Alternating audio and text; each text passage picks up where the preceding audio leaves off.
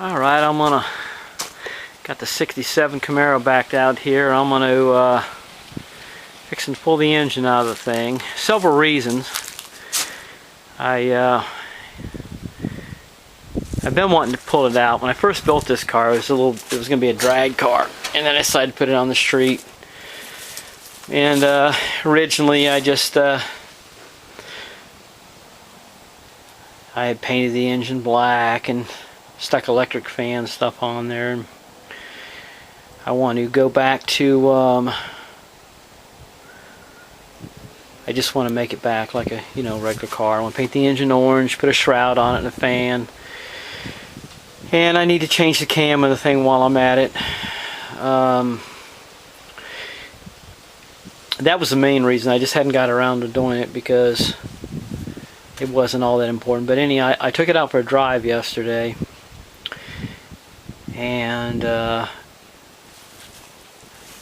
anyhow, this is some of the technical stuff. And I'm going to start addressing this part of the video to Nick over at Rant. It's kind of like a brain picking thing. Now, I've been working on these first gen cars. I had a 69 when I was 16 years old, and I've had a lot of them, worked on them.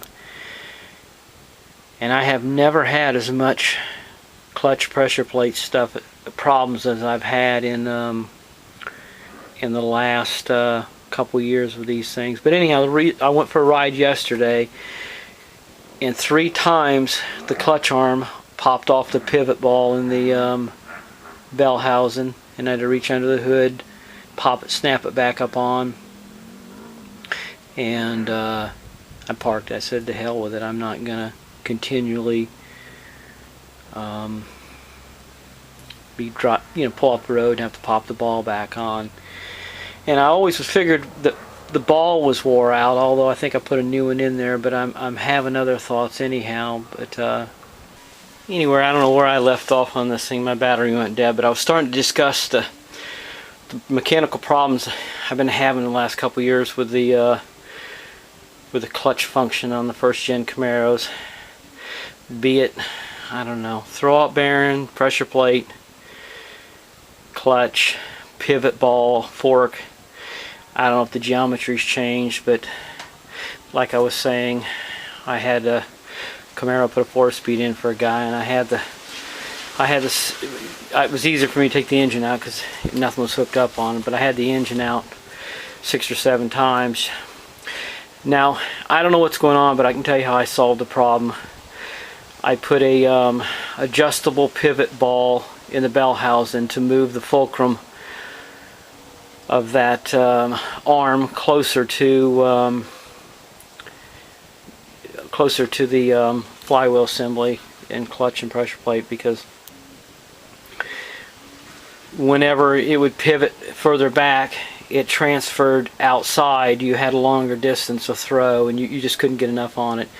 Whereas I think I had probably about, a little less than 1/4 of an inch with the way it was, but it needs to be even closer than that. But anyhow, like I said, I don't know what's going on. I don't know if it's Chinese parts.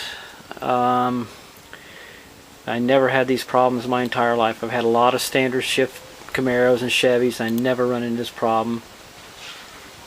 I know the problem's out there because I sold a 67 RS to the guy. The same problem. He found out what the measurements were supposed to be, the distance from that arm to the outside, and he was able to buy adjustable ball too. I had a friend suggest that they try to make the parts multi-fit, and therefore, to where they fit the hydraulic cars and the others. I don't know what it is, but like I said, I'd never had the problem. Now, the problem I'm having with this thing, with it sliding off the ball, I have an idea it's the same problem, because I'm thinking I put a new ball in there when I put this car together, that the arm pivots on. So I'm thinking I got the same problem, not as bad though. I mean, I think I can get adjustment in it, but I think at some point, because of the geometry of where the fulcrum is on that arm, I think it's eventually working it off.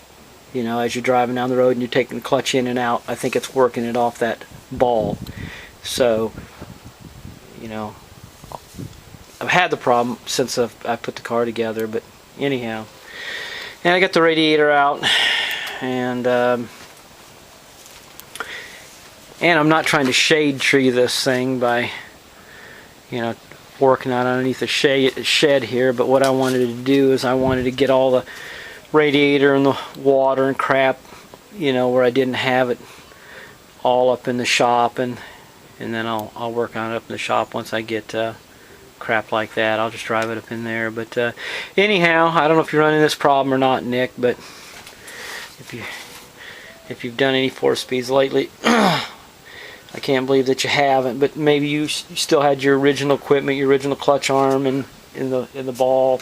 Like I said, I don't know where the problem is. I just know how I fixed it. I mean, you know, even in the end, I don't know what I did other than put that adjustable ball in there on the guy's car, and I adjusted it out and got it closer. I really would like to find out what the heck is going on, but when I go back up with this, I think I'm going to try to find a true NOS